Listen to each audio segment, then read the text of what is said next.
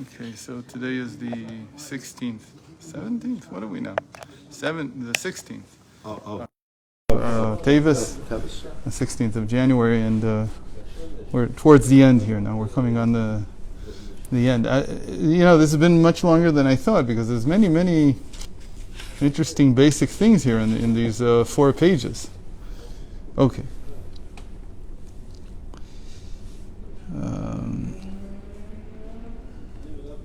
וזה סוד ויגע בכף ירחו דיעקב בבחינת נצח שבו. All of this has been the secret of what we mean, what the Torah means when it says that this man that you wrestled with touched the cusp, the pocket of his thigh of Jacob, and that's the Netzach in him. Why the Netzach?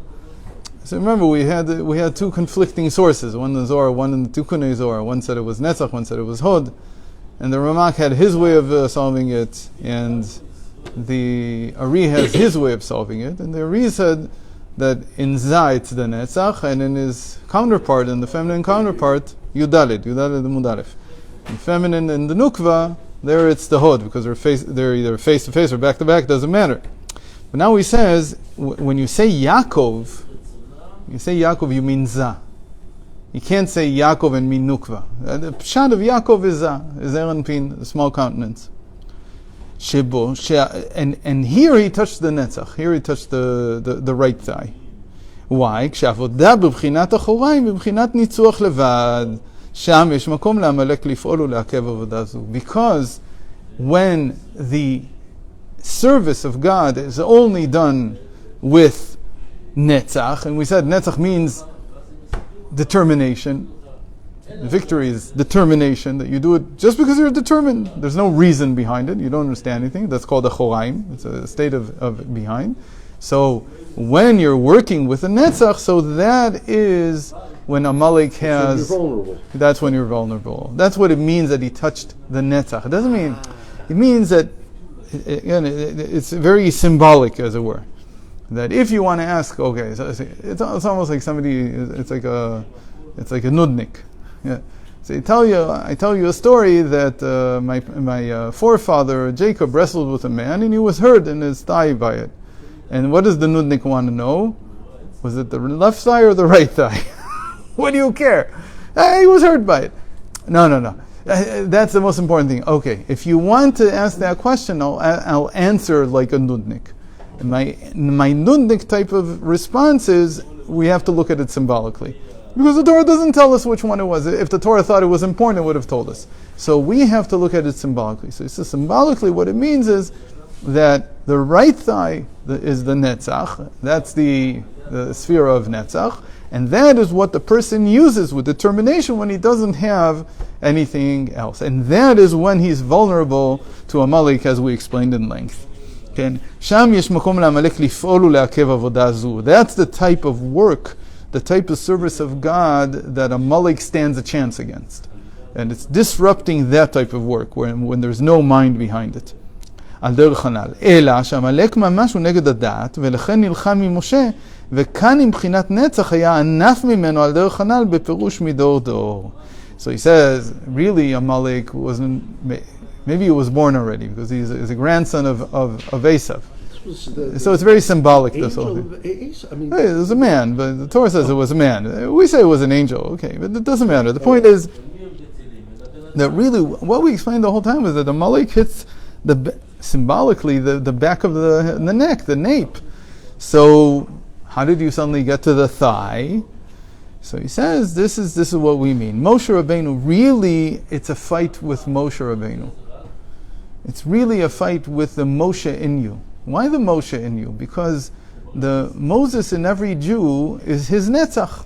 That's what the Zohar says. And Moshe Rabbeinu, he's associated with Netzach more than anything else. Now, somebody who reads the Zohar from cover to cover and then adds as a dessert the Tikunei Zohar, he's going to see that Moses is associated with all the Sfirot. There's not a single Sfirah he's not associated with, in one source or another. But overwhelmingly, when we say what is each one of these special souls, So we saw Moses is the archetypal soul of Netzach, of victory. So he represents this type of service of God. Why? Why would we say something like that about Moses? What's special about Moses? Why would you say that he's such determination? In the Zohar, the reason is because his prophecy comes from there. Okay, but to say that's just adding another symptom. The symptom is that his prophecy came from his Netzach. But why? What's so special about Moshe's Netzach? So think about Moshe's life. What's special about it? That he was with Jews for only the first 2 or 3 years of his life, when he was suckling. That's a machlokes. Why? It brings it down that he. I learned it yesterday. That he was actually a lot older. He was like. I'll show you this source. Anyway, the pshat is that the child has 2 years to nurse. So that was the time he was nursing. That was the time he was with his mother. After that, he was taken to Pharaoh's home. Now, what does a child have at 2 years old? All he has is what's been ingrained in him from his parents, but he doesn't understand. He's the classic example of someone who holds by his Judaism even though he has no explanations. It's very hard for him to come by explanations because he doesn't grow up with Jews. He grows up with the Egyptians. So Moshe Rabbeinu is the example par excellence of what it means for a person to have determination. Why did he stick to his Judaism? Why? A 2-year-old kid, 3-year-old, you take it later, 6-year-old kid, doesn't matter. Why would he stick by it?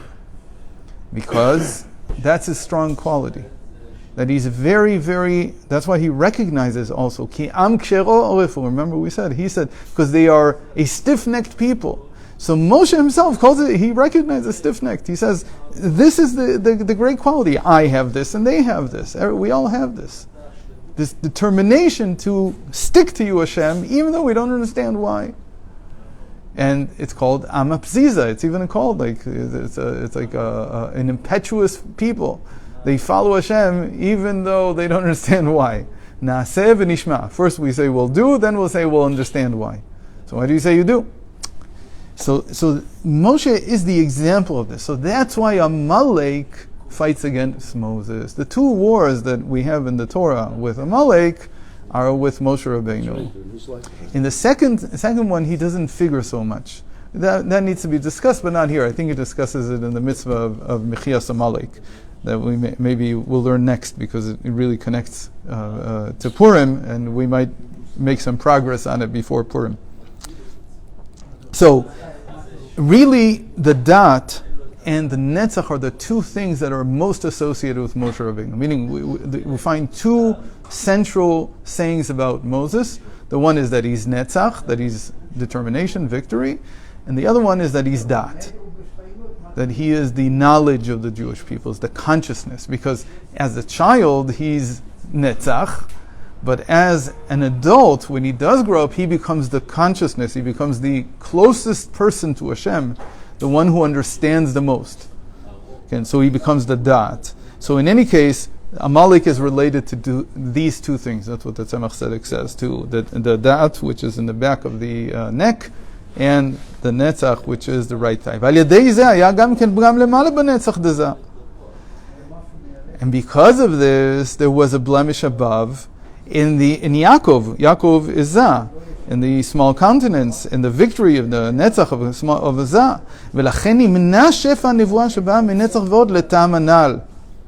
And because of this, even after Moshe Rabbeinu, he was the last person, as it were, for many, many generations to be able to receive Nevuah through Netzach.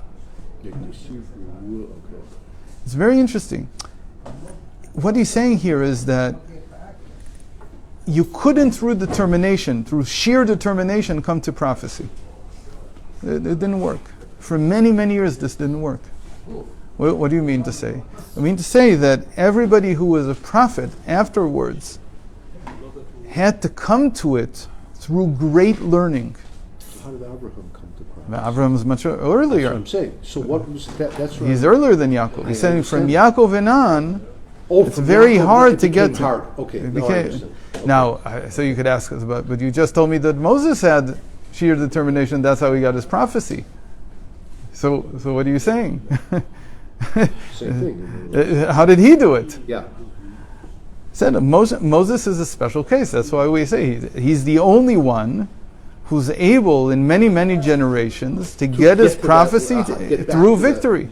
But anyone else that tries it, and really in the end, Moses is a great prophet, not during these first 80 years of his life, where everything is, we could say, from sheer determination. Because those prophecies, we don't even know what they were. Maybe the one we know about, only one we know about, maybe two, is that he killed this Egyptian, and Rashi says, and everybody knows that he looked in the future to see if anybody would come. Yeah, that's a type of prophecy. At least it's Ruach That is a HaKodesh. type of prophecy, yes. And the second one is that he married Tzipporah. Maybe that's also a prophecy. But really, his prophecies start in his adult life after God reveals Himself to him in this week's parsha, at the burning bush. And that's a different type of prophecy altogether. That's something entirely different. Because that's already based on great consciousness, the highest consciousness of God that there is, but it's because God reveals Himself. But so it was very hard to get to. What he's saying is there's very few prophets. We don't know about prophets.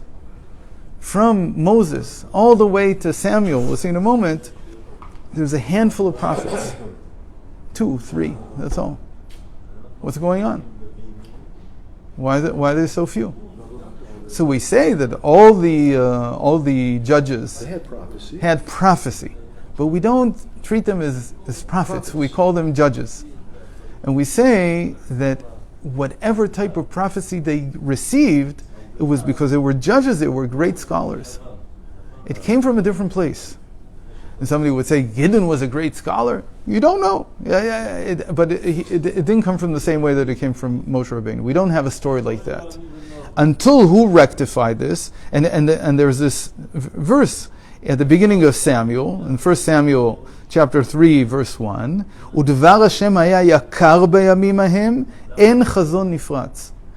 That the word of God was rare in those times, in the time of the judges. There was no easy vision. It was very hard to come by a vision of prophecy.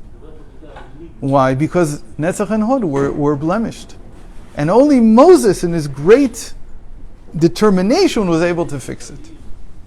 And until Samuel came. Until Samuel came and he rectified it. How did Samuel rectify it? What did Samuel do to rectify it? So, what's the answer?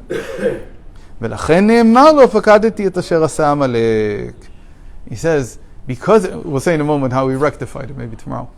But like killing Agag? No. So he says, because he rectified Netzach, now he can fight against Amalek. That's why until then there was no war against Amalek. I see. But now that he has rectified it, so how did he rectify it?